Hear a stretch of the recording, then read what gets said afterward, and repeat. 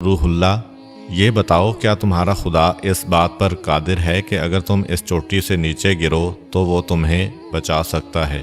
Welcome back to my channel, this is Reactopedia, اور آج ہم ایک ایسا ویڈیو دیکھنے والے ہیں جس میں ایک واقعے کے بارے میں ہم جانیں گے، اور اس ویڈیو کا کیپشن ہے حضرت عیسیٰ اور ابلیس کا واقعہ۔ کوئی انسیڈنٹ ہوا ہوگا حضرت عیسیٰ علیہ السلام اور ابلیس کے درمیان، تو یہ انسیڈنٹ کے بارے میں آج ہم جانیں گے۔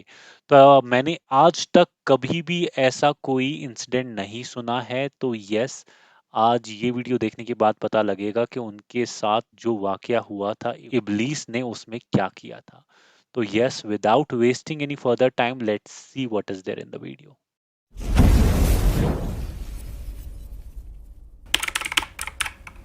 محترم ناظرین، السلام علیکم۔ وعلیکم ایک مرتبہ السلام۔ حضرت عیسیٰ بن مریم علیہ السلام کسی پہاڑ کی چوٹی سے گزر رہے تھے۔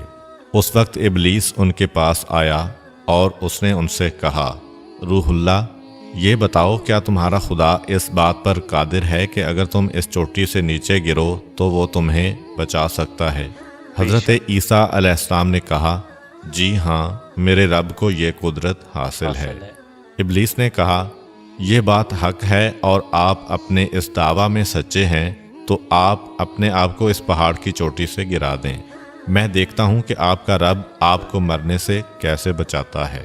حضرت عیسیٰ علیہ السلام نے محسوس کیا کہ شیطان لعین انہیں ناجائز وسوسہ میں مبتلا کرنا چاہتا ہے۔ انہوں نے اس سے کہا، لعین، کیا تو چاہتا ہے کہ میں اپنے رب کی آزمائش کروں؟ یہ علیحدہ بات ہے کہ مجھے اس بات کا یقین ہے کہ میرا خدا میری حفاظت کرے گا۔ اللہ کا ہر فرمان برحق ہے اور ہمیں اس میں شک کرنے کی کوئی گنجائش نہیں ہے، لیکن میں خدا کی آزمائش نہیں کرتا۔ کچھ دنوں بعد ابلیس ان کے پاس آیا اور ان سے کہا، عیسیٰ علیہ السلام، تم تو اللہ ہو، کیونکہ تم مردے زندہ کرتے ہو اور غیب جانتے ہو اور لوگوں کو غیب کی خبریں دیتے ہو۔ حضرت عیسیٰ علیہ السلام نے اس کی بات کاٹتے ہوئے کہا، لعین، تو جھوٹ بکتا ہے، میں خدا کا مستجاب الدعوات بندہ ہوں۔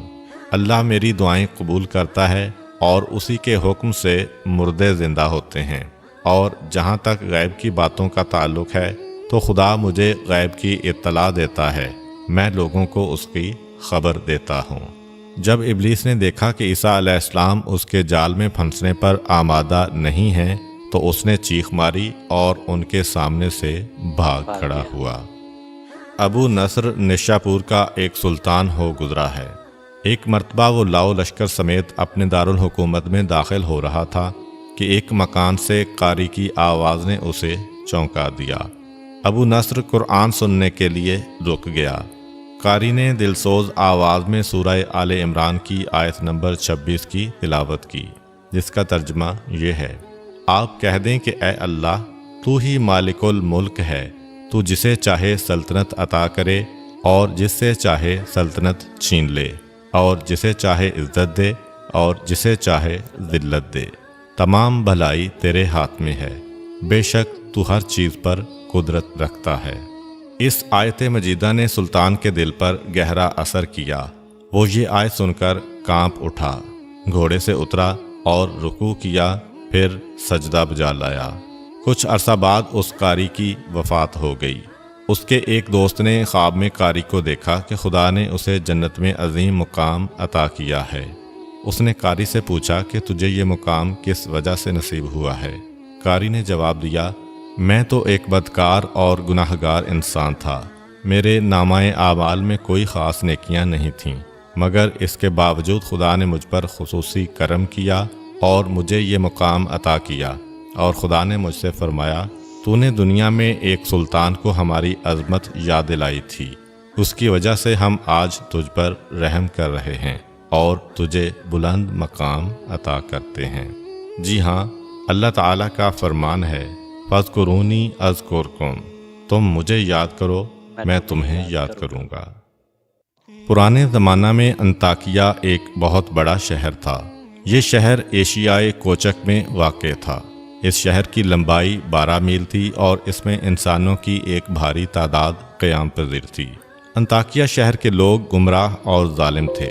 وہ ستاروں اور بتوں کی پوجا کرتے تھے۔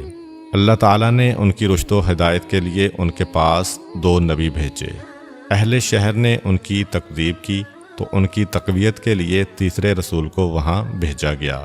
چنانچہ تینوں انبیاء نے لوگوں کو خدا کے راستہ کی دعوت دی اور شہر کے گوشہ گوشہ میں انہوں نے تبلیغ دین کی، لوگوں کو توحید کی دعوت دی، معاد اور یوم قیامت سے آگاہ کیا اور انہیں عذاب خداوندی سے خبردار کیا۔ اہل شہر بڑے بدبخت تھے۔ 3 انبیاء کی مشترکہ تبلیغی کوششوں کا ان پر کوئی خاص اثر نہ ہوا اور پورے شہر میں صرف 40 افراد نے ہی دعوت حق کو قبول کیا۔ شہر کے دوسرے لوگوں نے تینوں انبیاء اور ان کے پیروکاروں کو پکڑ کر انہیں سخت اذیتیں دیں اور ظلم کی انتہا یہ کی گئی کہ ان مظلوموں کی گردن میں سوراخ کر کے اس میں رسیاں ڈالی گئیں اور شہر کے ظالم لوگ رقص بسمل سے لطف اندوز ہوئے۔ اس شہر میں ایک مرد مومن رہتا تھا جس کا نام حبیب النجار تھا۔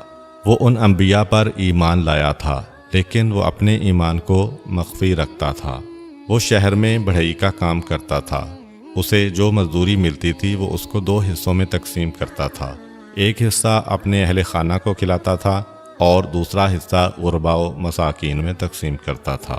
جب حبیب النجار کو اس ظلم کا پتہ چلا تو انہوں نے اپنی قوم کو تبلیغ کرتے ہوئے کہا، اے میری قوم، ان رسولوں کی پیروی کرو، ان کی اتباع کرو جو تم سے کوئی اجر نہیں مانگتے اور وہ راہ راست پر ہیں، اور میں کیوں نہ اس ذات کی بندگی کروں جس نے مجھے پیدا کیا ہے اور جس کی طرف تم سب کو پلٹ کر جانا ہے۔ کیا میں اس ذات کے علاوہ کسی کو معبود بناؤں؟ جبکہ اگر خدائے رحمان مجھے ضرر پہنچانے کا ارادہ کر لے تو ان کی شفاعت مجھے کوئی فائدہ نہیں دے سکتی اور نہ وہ مجھے چھڑا سکتے ہیں۔ تب تو میں صریح گمراہی میں مبتلا ہو جاؤں گا۔ میں تو تمہارے پروردگار پر ایمان لے آیا ہوں، لہٰذا میری بات سن لو۔ کیا میں اسے چھوڑ کر دوسرے معبود بنا لوں؟ حالانکہ اگر خدائے رحمان مجھے کوئی نقصان پہنچانا چاہے تو نہ ان کی شفاعت میرے کسی کام آ سکتی ہے اور نہ وہ مجھے چھڑا ہی سکتے ہیں۔ بالکل۔ اگر میں ایسا کروں تو میں واضح گمراہی میں مبتلا ہو جاؤں گا۔ میں تمہارے رب پر ایمان لے آیا، تم بھی میری بات مان لو۔ لیکن ظالم لوگوں نے ان کی بات پر کان نہ دھرے اور ان کی نصیحت سن کر خواب غفلت سے بیدار نہ ہوئے، بلکہ ظالم درندے یکدم اس پر ٹوٹ پڑے اور بیچارے کو اتنا مارا کہ اس کی آنتیں باہر نکل آئیں۔ پھر اس کا گلا دبا کر قتل کر دیا اور لاشا کو ایک کنویں میں ڈال کر اس میں مٹی ڈال دی گئی اور وہ کنواں اس کا مدفن بن گیا۔ بعض روایات کے مطابق ظالموں نے اسے پکڑ کر آری سے 2 حصوں میں تقسیم کیا تھا۔ ایک اور روایت میں مذکور ہے کہ لوگوں نے اس کی گردن میں سوراخ کیا اور اس میں رسی ڈالی اور پھر اسے صلیب پر چڑھا دیا، جہاں اس کی موت واقع ہوئی۔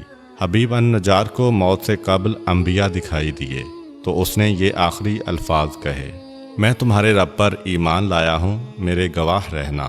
اس کے بعد اس کی روح قفس عنصری سے پرواز کر گئی۔ اللہ تعالیٰ نے اس کی قربانی کو قبول کیا اور اسے عظیم ثواب دیا۔